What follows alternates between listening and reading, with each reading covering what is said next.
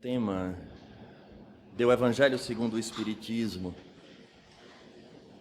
que aparentemente ele se volta diretamente para os espíritas. Digo aparentemente, porque ele inicia com o próprio termo espíritas. Amai-vos, instruí-vos. Mas para, de fato, dissecarmos esta mensagem, trazida pelo Espírito de verdade, que segundo os estudiosos da doutrina, esse Espírito de verdade se apresenta como sendo o próprio Cristo. Precisamos escutá-lo, o autor, desde tempos imemoriais em especial, quando perceberemos o cuidado da divindade em todos os períodos que a história nos conta, em enviar para a terra figuras ilustres que buscaram lançar sementes de espiritualização para que pudéssemos sair das sombras da nossa ignorância e da vivência material que até então acreditamos ser, pela nossa prática do cotidiano, a única verdade que nos norteia a existência. Independente de ser da tradição oriental ou ocidental, a essência dessas mensagens nos falam da mesma realidade, mas na tradição judaica cristã ou judaico-cristã, perceberemos as figuras que nós conhecemos, mas ao mesmo tempo lançamos alguns questionamentos quando chegamos a um período como tal, em que já permeamos as lições através das inúmeras reencarnações que se encontram tão fortes dentro de nós, que sequer nós nos atentamos para perceber o quanto destas verdades fazem parte da nossa conduta ético-moral, mesmo aqueles que se dizem ateus ou que nunca estudaram livros sagrados, muito menos esses personagens que tiveram a oportunidade e a missão de vir à Terra lançar essas sementes. E nós temos como provar de maneira muito simples, quando questionamos a qualquer indivíduo, mas que tenha um mínimo de noção de ética, e questionamos a ele se de fato é coerente alguém trair um outro, estamos falando em termos de parceria, de relacionamento, a resposta é quase unânime em dizer não, não está certo. E onde está escrito que não se deve adulterar? Qual a obra que se fala sobre essa condição? Quando se fala que não se deve mentir, qual a obra que se fala sobre isso? Perceberemos então que essas frases, esses posicionamentos éticos se encontram nas obras sagradas da humanidade, em especial na Bíblia, no Velho e no Novo Testamento, mostrando que de alguma maneira permeia a nossa existência. E Allan Kardec, questionando aos espíritos em O Livro dos Espíritos, eles respondem a Allan Kardec dizendo que na humanidade nunca houve uma sociedade de ateus, nunca houve. Pode ter indivíduos que de alguma forma buscam não acreditar, mas não há sociedade, dando-nos então a entender que por uma análise e pela lógica, perceberemos que isso é um sentimento inato de cada um de nós, então corrobora com o pensamento de que este Criador envia à Terra figuras, repetimos, que vêm para jogar a semente dessa espiritualização e a partir daí despertarmos. Mas como no movimento cíclico, voltemos a reparar este contexto atual, onde das nossas tradições o mundo vive paradoxos que nos atingem frontalmente. E qual a necessidade de tempos em tempos vir essas frases que buscam despertar o indivíduo? Para chegarmos a esse fim é preciso transitar.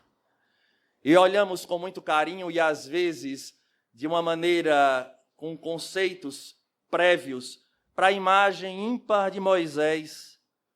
Porque desde lá, na nossa tradição, perceberemos que já chega a nós propostas que na nossa experiência religiosa pregressa nós chamamos de 10 mandamentos, que são 10 proposições, que são 10 proposições norteadoras para aqueles que buscam, de fato, atingir aquilo que o ser humano, por natureza, procura. Porque eu faço um desafio de ter uma conversa um a um e procurarmos saber qual a meta existencial de cada um e o que é que cada um deseja buscando aquilo que busca. Ao frigir, perceberemos que neste funil, ao sobrar todos os argumentos do que nós buscamos, queremos de alguma forma a felicidade, a paz, o equilíbrio, seja o que nós taxamos, a palavra que for, mas de fato em essência seria isso.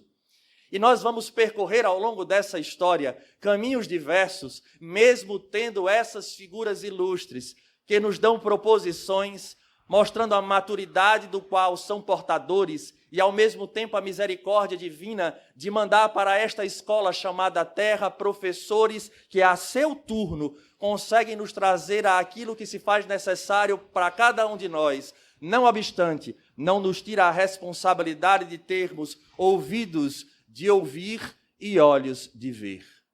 Porque diferentemente do que acontece na vida escolar, onde de fato existe a figura daquilo que nós lemos num quadro que nos são passados de maneira mais objetiva, precisamos sentir esta necessidade em nós. E buscamos então seguir essa rota, quase que naturalmente buscando as religiões. E aí sim entra a cultura daqueles que vêm à frente, nos tomam pelas mãos e nos levam para as religiões dos nossos pais.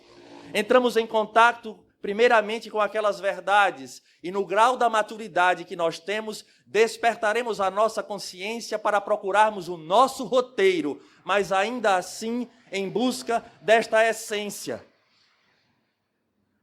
Na escola, somos provados com 10 questões, com 15 questões, somos aprovados, entramos em recuperação ou repetimos o ano. E no processo existencial não é diferente. Desde há muito, professores vêm à Terra e lançam essas proposições. Moisés, sendo considerado para nós dessa tradição, o primeiro a trazer estas proposições, para que de fato venhamos a exercê-la na sociedade e a partir dali termos aquilo que nós tanto buscamos. Mas a nossa ancestralidade, ela não se encontra apenas fruto da divindade, que fomos criados simples e ignorantes, mas também no processo evolutivo, onde a animalidade e o instinto ainda falam por nós. E esse desejo de sobrevivência, ou melhor, esta necessidade da sobrevivência, desenvolveu em nós valores que nós não conseguimos hoje com muita facilidade dissociarmos e lutamos pela existência como sendo o comer e o usufruir,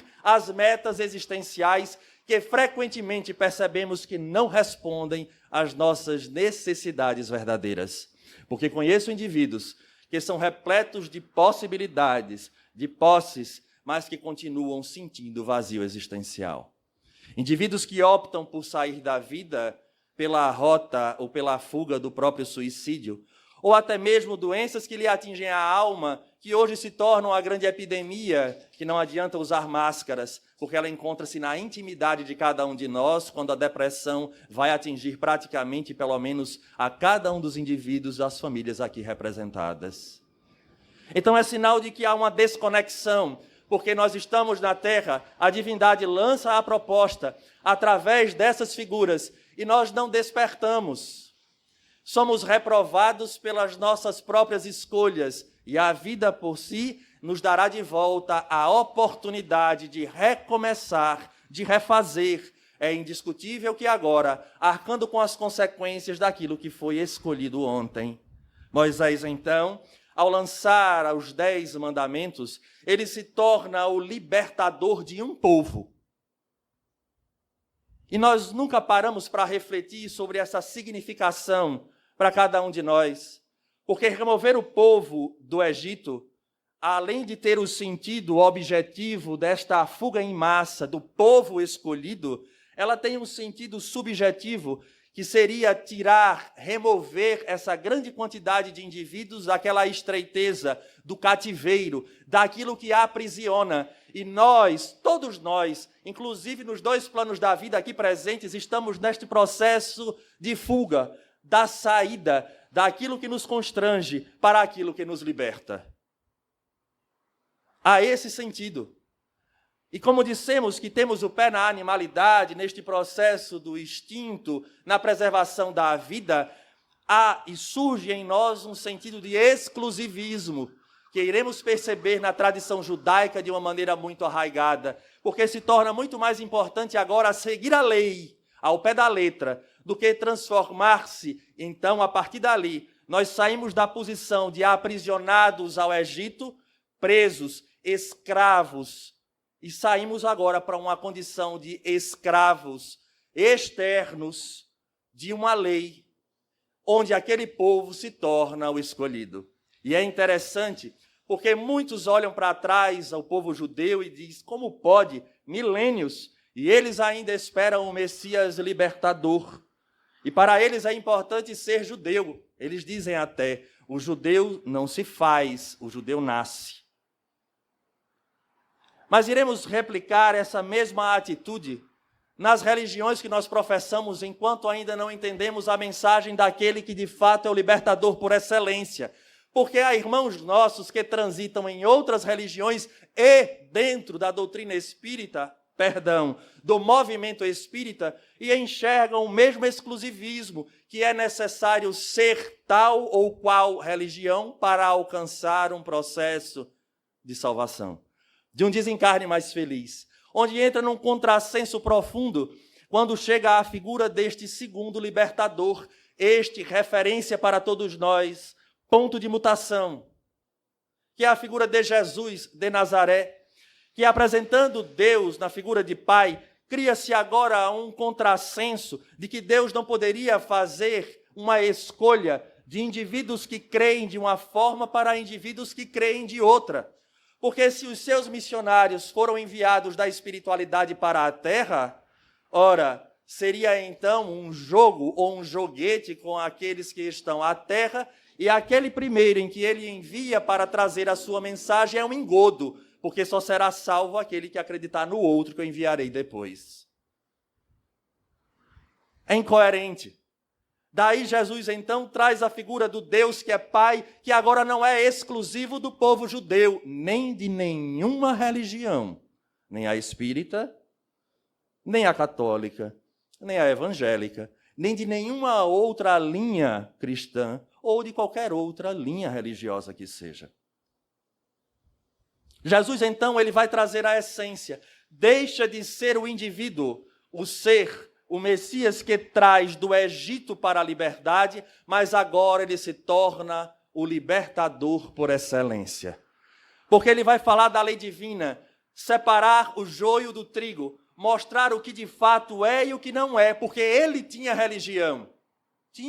Ele era judeu, foi levado ao templo quando nasce, passa pelo processo da circuncisão, e a partir daí toda a história que nós sabemos, até que ele rompe com aquela religião nas suas tradições e apresentam modos de vida baseado na lei. E vai trazer exemplos que são para nós perturbadores, compreendendo então que a cada período da humanidade Jesus nos fala, dando-nos o norte. E ele vai trazer para nós a grande síntese que se encontra no Velho Testamento, por incrível que pareça. E isso para nós é um indicativo de que não há uma obra superior à outra, porque a verdade ela é una. O que difere de nós é a capacidade de enxergar a verdade naquilo que está escrito, com as ferramentas que eu sou agora portador. Ele busca em Deuteronômio e em Levítico a grande síntese. Ama a Deus, é o primeiro mandamento. E o segundo, que é semelhante ao primeiro, e ao próximo como se ama a si. E ele cria uma revolução. E é uma revolução de fato. É algo tão revolucionário que nós ainda hoje buscamos estudar, viver e somos perdidos no meio desta experiência e de tantas outras, tentando acertar este viés do amar. E um doutor da lei, segundo reza a lenda, ou melhor, reza o evangelho, é interessante esse processo do diálogo, porque é uma parte no evangelho de Lucas em que as pessoas, os apóstolos, aquele que ele elegeu para levar adiante a sua mensagem, volta para ele e diz: Senhor, aconteceu prodígios, nós vimos o Satanás, o diabo caindo, produzimos curas. E Jesus, então, diante daquele relato, e havia ali fariseus próximos a ele, diz a ele: eu te agradeço, meu Pai, por teres escondido isso dos doutos e dos prudentes e apresentado isso aos simples e ignorantes. E em sequência a este diálogo, um dos fariseus que estava ali tenta ao Senhor, porque sabendo que ele calara a boca aos saduceus, pergunta a Jesus o que fazer para conquistar essa vida eterna, essa plenitude. Vida eterna, a gente sempre olha nesse viés religioso, da espiritualidade, da vida eterna. A condição não é bem essa ou só essa.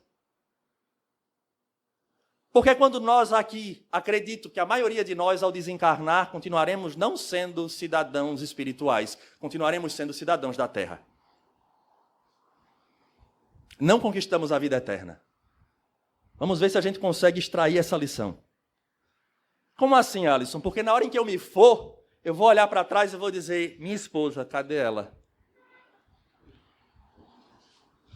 E tem gente que é tão apaixonado e apegado que vou dizer: eu não só quero saber dela, como eu quero trazer ela para cá. Raíssa, não saia daqui. Ela pode estar por aí, fugir. E nós vamos observar nas reuniões mediúnicas os espíritos dizendo: mas eu amo, eu quero ela para o lado de cá. Isso não é amor. Isso é patológico. Vai ter aquela herança que eu deixei, os negócios que eu deixei, o carro, a posse, a aliança. Nós não somos de lá. Nós não estamos na vida eterna. Nossa vida está onde? Está na terra. Eu estou sem corpo, mas minha vida está na terra. O que é necessário para alcançar a vida eterna? Desprender-se. Compreender a lei, cumprir a meta da existência na terra e seguir, isso é vida eterna. Jesus, quando se encontrava na terra, continuava na vida eterna. Porque não havia nada que o prendesse. E ele amava profundamente, porque o amor, e aí nós entenderemos mais adiante, o que ele próprio, como Espírito de verdade, nos fala: espíritas, amai-vos. A gente entende já já.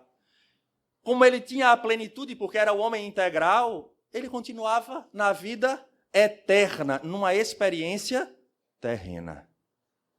Nós, a maioria, vivemos no mundo espiritual, mas a nossa vida é terrena. Os nossos amores, as nossas paixões, os nossos desejos são de voltar. Vejamos a literatura espírita. André Luiz queria saber da esposa e dos filhos, toda hora, todo instante. Ele trabalhava com foco na terra. Não é para ascender, é para descer. Interessante isso. E a gente não se apercebe. Então, aquele fariseu pergunta: o que é necessário para alcançar a vida eterna? E ele diz: o que diz a lei? E aí ele fala: ama a Deus e ama o próximo como se ama a si. Muito bem. Agora é a sua parte. E para justificar a pergunta, no qual ele já sabia a resposta, todos nós sabemos: e quem é meu próximo? E aí ele vai nos trazer, de maneira emblemática, a história do bom samaritano.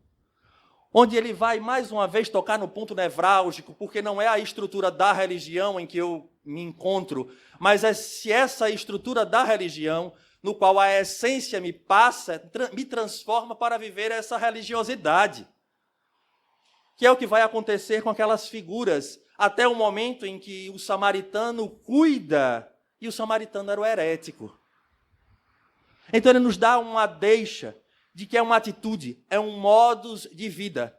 E em especial, no qual aqueles que fazem parte do Clube do Livro, da nossa casa, estão recebendo a partir de hoje uma obra magnífica chamada Primícias do Reino, do espírito Amélia Rodrigues, a psicografia pelo médium Divaldo Pereira Franco. Ele traz uma passagem, ou melhor, ela traz uma passagem memorável que talvez nos fale diretamente, como muitas daquele livro.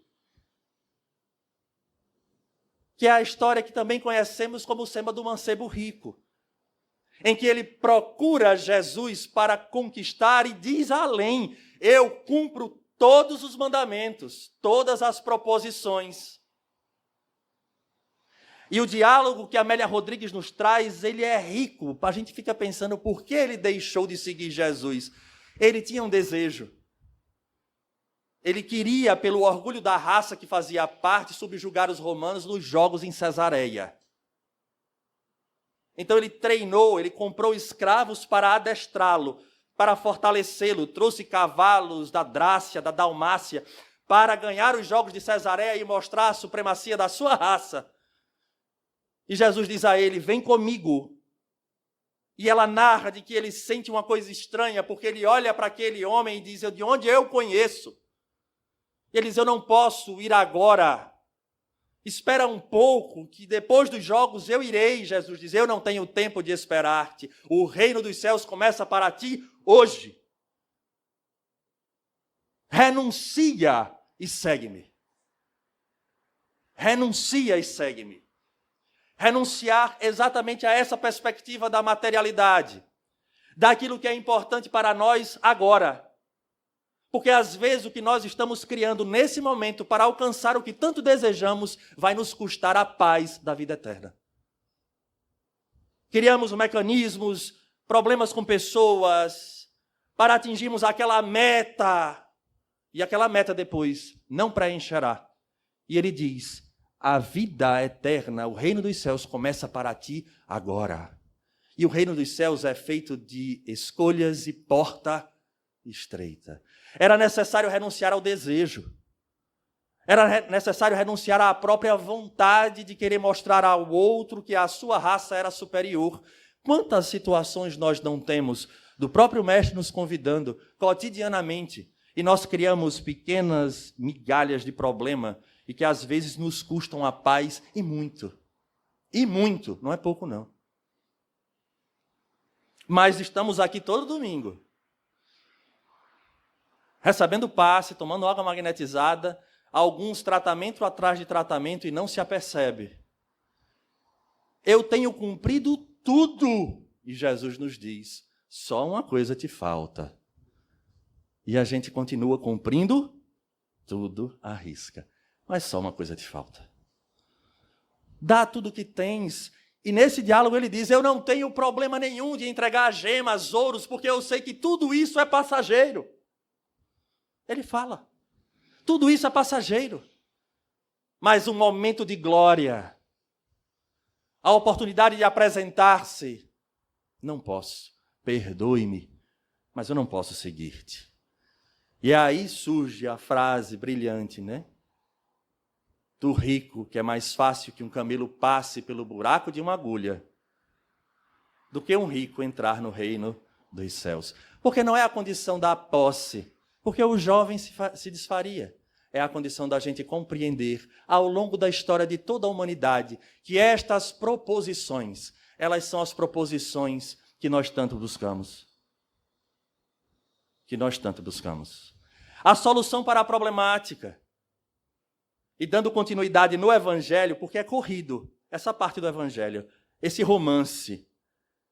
Jesus sai da conversa com o fariseu, quando ele fala do samaritano, e depara-se depois com Marta e Maria.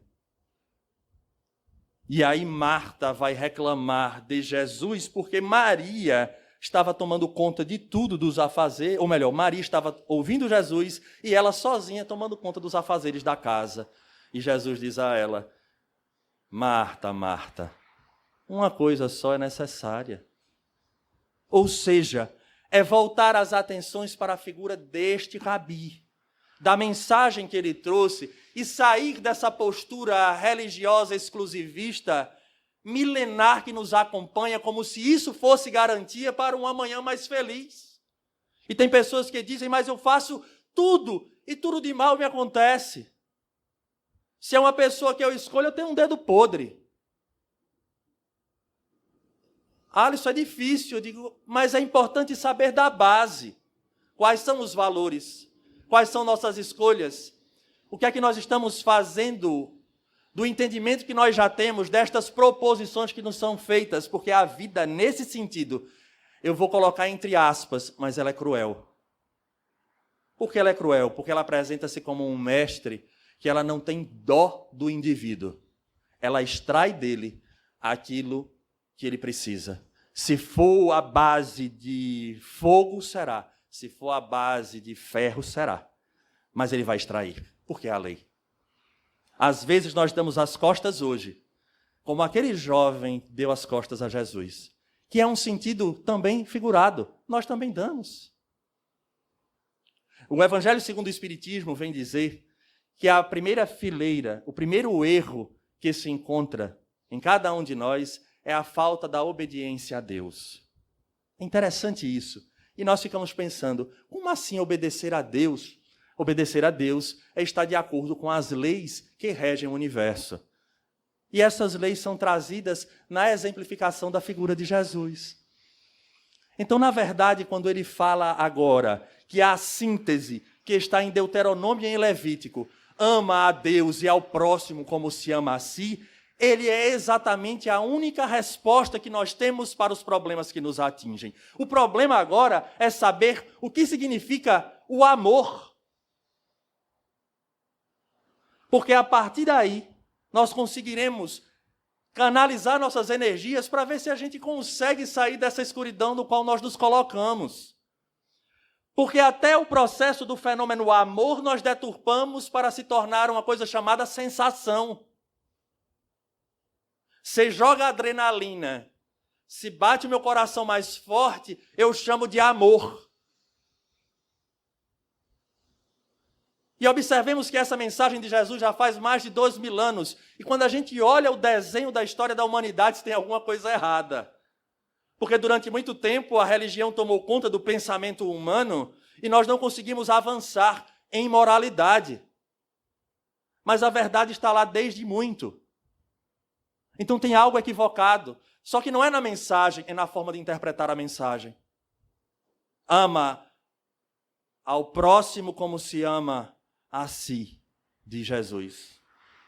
Então iremos observar Moisés como libertador de um povo, mas já nos falando da saída da estreiteza para uma visão da divindade. Jesus nos fala e apresenta-se como o grande libertador, apresentando Deus como Pai, num contexto geral, nos dando o roteiro a ser seguido, e chega a doutrina espírita, que a seu turno agora nos convoca a ser o homem integral, porque é preciso 2 asas, que até então não se conseguia atingir este entendimento naquele período em que Jesus se encontrava. O que não quer dizer que aqueles que estavam ali e viveram a integralidade do Evangelho não conseguiram evoluir, evoluíram, e muito. Porque há outras escolas em outras esferas onde o intelecto pode ser desenvolvido. Mas a doutrina espírita chega num tempo em que nós seremos convocados agora, e esse mesmo Jesus volta no Evangelho segundo o Espiritismo e nos traz a mensagem de forma diretiva para lembrarmos ele há 2000 anos e complementar como ele havia prometido no Consolador. Eu vos enviarei o Consolador, que há de relembrar tudo o que eu disse e a acrescentar, ir além.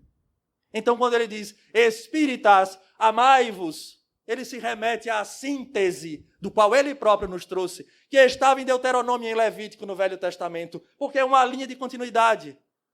Amai-vos, eis o primeiro mandamento. É verdade, está lá. E em seguida diz, instruí-vos. Porque agora a gente vai precisar juntar essas 2 realidades. O amar, então, como dissemos, ele deixa de ser essa perspectiva horizontal da materialidade humana e se torna agora o exercício da verticalidade, de dar aquilo que nós temos, seja muito ou seja pouco. Não é simples a gente buscar compreender este amor da divindade, no qual temos que atingir, ele não é simples. Eu poderia talvez dar um exemplo, e tentarei dar. Acredito que a maioria alcance o que nós iremos falar. Sei que há mães presentes. Eu pergunto, uma mãe daria a vida pelo seu filho? Acho que a resposta daqui de cima fica fácil de ver. É o amor que renuncia a si e dá-se ao próximo. Mas, Alisson, é muito difícil. É muito difícil. Porque nós enxergamos na vida o bem maior. Vejamos, nós enxergamos na vida o bem maior. Então você renuncia à própria vida para dar a sua vida pelo outro, porque é o bem maior para o outro é a vida. Vejamos o entendimento. Então a mãe que renuncia à própria vida para que o seu filho continue, é porque na sua balança de valores a vida é o bem maior. Mas quando nós entendemos agora de que esse amor, de fato, é aquilo que a própria divindade expressa para nós através das suas leis, encontraremos a mesma mãe que vai dizer não ao seu filho, porque observa que a consequência do seu não é muito mais positivo do que aquele sim que vai agradar o filho. Porque eu conheço muita mãe que diz não e acabou. Porque ela não está observando agora o desejo, ela está observando o que é bom para ele. Isso é amar. Só que Jesus, um parâmetro fantástico, amar ao próximo como se ama a si. Então agora a problemática já não é mais o outro. O que é que eu qualifico como sendo importante e valoroso na minha vida, para que a partir daí eu possa dar àqueles que me cercam? Então é preciso que o homem encontre a chave em si do que é esse amor. E nós observamos hoje uma vida, uma existência complexa, quando percebemos que o que mais falta no mundo não era amor ao próximo. Mentira! É amor a si mesmo. O amor ao próximo é consequência. O que falta no mundo é amor a si mesmo. E nós não estamos falando de egoísmo, estamos falando de amor a si. Façamos uma análise da nossa vida. Espíritas, amai-vos. Então começa, amar. Como é que eu me amo? Isso é um exercício difícil. Eu tenho tentado fazer esses dias. As pessoas estão dizendo, você está com sono? Você está com a cara tão fechada? Foi que houve? Se a conta para pagar, se fosse por conta para pagar, era fechada toda hora, viu? Não tem nem perigo. Mas... Porque de tempos em tempos eu fico pensando nesse exercício do amar a si. Amar a si é o quê? É ter equilíbrio. É a conversa que tivemos no exemplo de Chico Xavier. É a disciplina. Mas disciplina em que norte? Na lei divina. Não é fazer da lei o que eu quero fazer. É eu fazer de mim o que a lei solicita que eu faça. Isso é amor. Como assim, Alisson? Porque a lei, através da doutrina espírita, que fecha essa tríade, Moisés, Jesus e o Consolador, ele me dá a condição, pela informação que os Espíritos nos trouxeram, de uma coisa chamada consequência. Eu agora, através do que os Espíritos nos falam, eu sei o que me aguarda amanhã. Eu não sou mais ignorante. A sombra da ignorância não me atinge mais, porque eu sei que quando eu opto por não perdoar, por não tolerar, por ser impaciente, por ter aborrecimentos, por não cuidar do templo sagrado que é o corpo e usá-lo como eu acho, a meu bel prazer, eu sei o que me acontecerá amanhã. Então amar a si é fazer o esforço hercúleo de romper com o desejo inferior e colocar-se à disposição da lei dos espíritos que almejam e desejam o meu crescimento. E isso não é simples, é difícil, porque nós não somos indivíduos que estamos em busca da vida eterna. Nosso foco ainda é a vida na terra. Eis o desafio. Perdemos tantas coisas ao caminho, ao longo da nossa existência. Alguém, às vezes, tinha um anel que gostava, um brinco, ou um livro, se perdeu. Durante um tempo se aborreceu, seguiu a vida e nem lembra mais.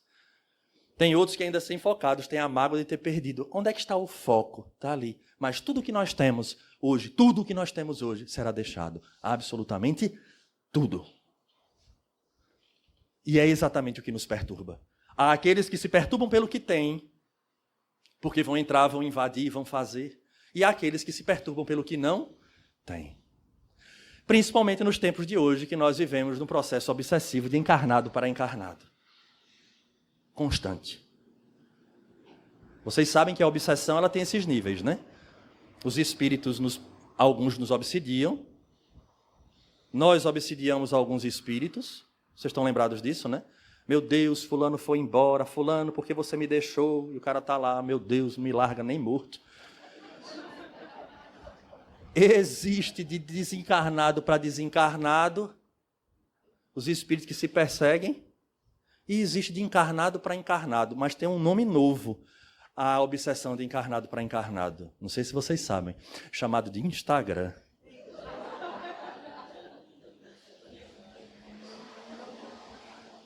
Eu demorei a entender, depois eu entendi. Sim, Instagram. Porque você passa o seu tempo livre observando a vida alheia. Você viu fulano? Viu onde ele está? Viu o que ele está fazendo? Depois vem com... Mas eu não tenho tempo, Alisson, de estudar, eu não tenho tempo de ler, eu não tenho tempo de me preparar. Imagino. Quanto tempo obsidiando o outro? Ou, melhor, quanto tempo vendo o Instagram do outro? E a gente não se apercebe. Entende? Então o desafio do amor está aí. Amar a si é eleger o que é melhor para nós como espírito. E eu tenho plena convicção que o que é melhor para nós como espírito nem sempre atende aos nossos desejos na terra, nos tira da zona de conforto. E era o que Jesus fazia, o maior iconoclasta que passou na terra, destruidor de imagens, de ídolos e de ilusão. Era Jesus. Então, amar a si é isso. Na medida em que nós compreendermos essa realidade e utilizarmos deste amor através da ação e da disciplina, nós conseguiremos agora espraiar, dividir, espalhar este amor em direção ao próximo. Porque eu agora não faço bem pelo bem apenas, porque isso vai chegar um dia, mas a gente já vai saber que essa ação benéfica, ela estará beneficiando ao indivíduo que recebe e a nós que estamos fazendo, porque o resultado já nos é claro. É fácil, Alisson? Nunca foi. Jesus disse, renuncia, como ele falou ao mancebo rico. Ele disse, toma a tua cruz, que já é a síntese de todas as nossas escolhas equivocadas ao longo do tempo. Então é preciso ter agora a força moral de suportar o peso da própria cruz e, ao mesmo tempo, ter a condição de olhar o futuro, que é exatamente nesse momento que vai entrar a segunda parte do instruí-vos. Porque toda vez que se fala em instruí-vos, a gente vai pensar na formação que nós temos acadêmica, do estudo acadêmico. É importante? É, mas eu gostaria de dizer àqueles que têm muito orgulho dos seus títulos de mestre, de doutor e de pós-doutor, que nós um dia deixaremos esses títulos. Porque nós já tivemos vários, assim como já fomos indigentes. Nós já tivemos várias riquezas e deixamos todas elas. Quantos túmulos não visitamos em cemitérios e ali talvez já estejam despojos nossos de outros tempos. E a gente não para refletir neste processo. Então, a instrução no qual o Espírito de verdade nos fala seria muito limitado nós acharmos que o instruir seria apenas se qualificar em termos de intelecto, o que é muito importante para nós, vale salientar, para que não nos tornemos pesados à sociedade. Mas será que Jesus, sendo o Espírito de verdade, nos convocaria a espíritas, amai-vos? E depois diria, instruí-vos, ou seja, se forme todo mundo. Será mesmo que o Espírito de verdade nos convocaria a isso? Provavelmente não. Então, o que Jesus nos fala nesta passagem aos espíritas é que ele, de fato, primeiro no amor, dê o máximo de si naquilo que ele tem, mesmo que seja pouco. Porque ele coloca como referência a lei divina, que é porta estreita, e o mundo hoje não tem porta larga, não. Eu quero dizer a vocês que ela não tem porta. E o instruí-vos é simplesmente uma frase que nós conhecemos no Livro dos Espíritos e que vem desde a antiguidade, no qual Santo Agostinho vai comentar nesta obra magnífica, que é a obra primeira do Espiritismo. Conhece-te a ti mesmo. É isso o instruir-vos.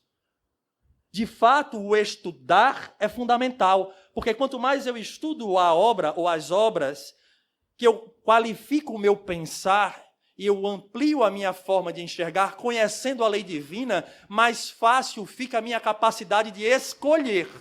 Eu faço ou não faço isso? Devo ou não devo? Fica fácil. Se você sabe, se você entende, então a gente se instrui primeiramente para isso. Mas o segundo passo do instruir-vos é porque eu ainda não atingi esta meta. Aí sim, conhece-te a ti mesmo. É o processo do autoestudo, do autoconhecimento que nós escutamos constantemente na doutrina espírita e que é desafiador, porque o minuto às vezes que nós temos, talvez uma hora que elegemos na semana é esta, onde conseguimos nos livrar da obsessão de encarnado para encarnado e de desencarnado para encarnado. Porque é solicitado que desligue os celulares. E olhe que de vez em quando tem gente que ainda de soslaio olha assim para ver se não tem nenhuma comunicação. Então vejamos. Agora é conhecer a si próprio, porque esse é o desafio. Onde é que a gente tem dificuldade? Gostaria de fazer um jogo. Se estivéssemos no momento de estudo, eu solicitaria. Cada um pegue um lápis, um papel e coloque neste papel, elenque no papel as grandes dificuldades do seu processo existencial. O que é que você acha que você tem de dificuldade? Como se enxerga? E o que está sendo feito para transmutar? Porque não é anular, porque a natureza nada se perde, tudo se transforma. E esse processo de transformação é necessário para que eu possa depois enxergar o outro na projeção daquilo que eu era ontem. Não sei se eu me fiz entender. Jesus, quando olha para a gente, no Evangelho como um todo, você observa que ele não perdia tempo com coisas que nós perdemos. Por isso ele deve ser o foco das nossas vidas. Ele diz, né? Vinde a mim, vós que estáis cansados e sobrecarregados, que eu vos aliviarei. Não é que ele vai carregar o peso para nós, não. É dizer, eu tenho a solução, que é, olha para mim. Como é que ele vivia? Não, vamos pensar dessa forma. E a gente começa a entender. Como é que eu vivia? Como é que ele vivia? Ele amava, ele dava de si, porque ele sabia o que era melhor para aquela pessoa, porque ele tinha, porque ele olhava para a lei divina. Ele e o Pai eram uno. Mas ele não perdia tempo em esperar o indivíduo agradecer. Ele nos deu lição de gratidão, porque aquilo ali é um roteiro. Então ele nos fala da boa conduta daqueles que ele curou e voltou só um para agradecer. Se os demais, cadê? Não é que ele fazia questão, ele estava ali lecionando. Mas ele passava, curava e não estava preocupado. Nós já estamos ainda estamos na fase de fazer o bem e esperar que numa situação X o indivíduo reconheça através de uma ação aquilo que nós fizemos. E o Livro dos Espíritos, como obra extraordinária no Instruí-vos, diz que o bem tem que ser testado para ver se de fato esse bem é bem mesmo ou ele é um bem relativo. Nós temos uma história interessante que eu não vou poder contar na íntegra por conta dos termos que o indivíduo usou. Essa pessoa se converteu a Jesus, é uma pessoa conhecida nossa, converteu-se a Jesus, faz parte de uma igreja da linha anglicana e é brigada com o irmão. E o pastor, de maneira muito feliz, disse a ela, ligue para seu irmão, peça perdão, peça perdão e dê o seu perdão a seu irmão por tudo que aconteceu. E então ela tomou coragem, porque agora ela havia aceitado Jesus e a sua mensagem de tolerância e perdão. E aí ligou para o irmão, mas quem atendeu não foi o irmão, foi a filha, ou seja, a sobrinha. E aí ela disse, olha, eu queria falar com fulano. Um minuto. Pai, fulana está querendo falar com o senhor. Quero falar com ela não. Tia, está acontecendo tal e tal situação, a posição de papai é essa daqui. Segundo o relato, a própria diz, naquele momento eu esqueci tudo que o pastor tinha dito. Peguei o telefone e diga a ele que... E desligou o telefone. Então, o bem tem que ser testado, está lá no Livro dos Espíritos, para ver se de fato é aquisição nossa. Se é aquisição, já é adquisição, já virou parte integrante de nós, vamos testar. Por que, Alisson? Porque o livro complementa, diz assim, porque o que é perfeito já não precisa ser testado. Olha que lindeza, olha que profundidade. É simples, mas é profundo. Então, a partir daí a gente se conhece. Aí olha para Jesus, como é que ele agia? Ele agia dessa forma. E perante os inimigos, qual era a atitude? Ele tem algumas atitudes. Primeiro, não era covarde. E estou falando da covardia moral, que hoje, em nome de uma falsa caridade, nós silenciamos para o que é certo. E o Livro dos Espíritos também fala isso. O problema é o silêncio dos bons. O bem é tímido. E a gente fica em nome de uma caridade. Mentira, é covardia moral. Porque Jesus falava. Falava com o objetivo de libertar o indivíduo, mas não o obrigava. Veja que o mancebo rico ele foi convidado. Renuncia agora. O reino de ti começa, o reino dos céus começa para ti agora. Vem e segue-me. Ele não deixava de fazer o convite, ele não deixava de mostrar a verdade. Mas o menino deu as costas e foi embora. Ele não agarrou o jovem, ele deixou o jovem ir. E o final da história eu não vou contar, porque está no Primícias do Reino, para que vocês adquiram depois. Mas é exatamente isso que a gente precisa perceber. Então, a atitude primeira de Jesus é isso aí. Porque quando se diz instruí-vos, primeiro eu me instruo. E a pergunta é, e como é que se instrui o outro? Como é que eu instruo? Como é que eu ensino? Aí vem a parte formidável da doutrina espírita, que está calcada na figura de Jesus. Exemplifique. Mas é exemplificar na pauta dos valores que nós estamos adotando. Esse é o desafio dos novos tempos. Ontem era o exército romano e as arenas. Hoje é a vida moral. Nós somos atentados frontalmente com valores que são, no mínimo, questionáveis, que já estão nos livros sagrados, em especial no Evangelho e na própria doutrina espírita, nos mostrando o roteiro convencional, correto, coerente, que nos aguarda para, de fato, entrarmos na vida eterna. E como é que eu vou instruir? Vivendo. A dificuldade está aí agora.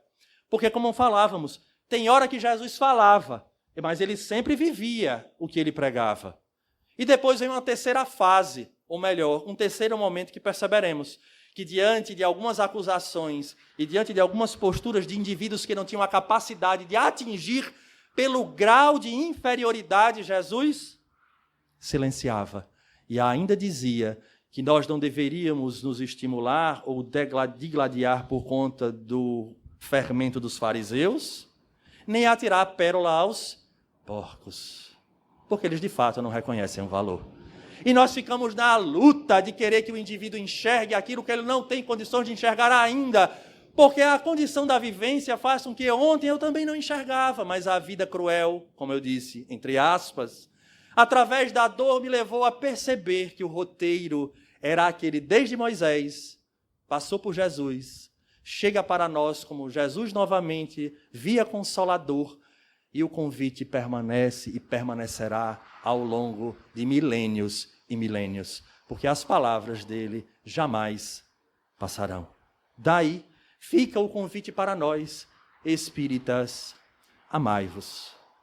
Relembrando aquilo que Jesus disse ao doutor da lei, instruí-vos, conhecei a si próprio, percebam onde se encontra a grande dificuldade, elenquem no papel, coloquem item a item, ter a coragem de enfrentar a si próprio e a partir dali burilando pouco a pouco, porque com o conhecimento que a doutrina nos traz, o futuro já não nos é mais uma surpresa, nem algo que não sabemos o que acontecerá. O futuro está em nossas mãos. E o roteiro não há outro. É simples, e talvez essa simplicidade é que nos atrapalhe tanto. A todos, um grande abraço, votos sinceros de saúde e paz.